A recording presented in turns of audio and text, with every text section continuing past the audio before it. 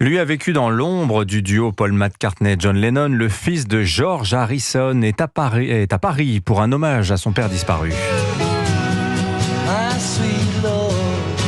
L'un des morceaux, des grands morceaux signés George Harrison, Danny Harrison. Le fils vient donc de mettre la dernière main au mixage de Living in the Material World, album mythique de George Harrison sorti en 1973 et dont une nouvelle version doit être publiée le 15 novembre. Marie Jiquel l'a rencontré, reportage. Il chantait la paix et promouvait une vie loin du monde matériel. Cette philosophie de vie, George Harrison l'a transmise à son fils Danny.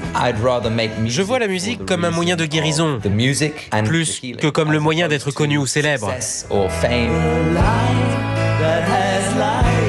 Un père surexposé avec les Beatles, épuisé par la notoriété, poignardé dans son sommeil et décédé d'un cancer lorsque Danny avait 23 ans. En héritage, George Harrison a laissé à sa femme et son fils son label de musique du monde Dark Horse. Dans les années 70, c'est là que mes parents se sont rencontrés. Ma mère est très impliquée dans le travail d'archives, qui est inépuisable. Et des enregistrements. Nous sommes toujours en train de ranger son bureau. Il y a tellement de choses.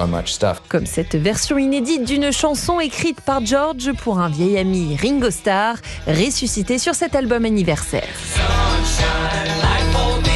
Voilà, patience, plus que 3 semaines à attendre pour la sortie donc de cette réédition d'un album de George Harrison.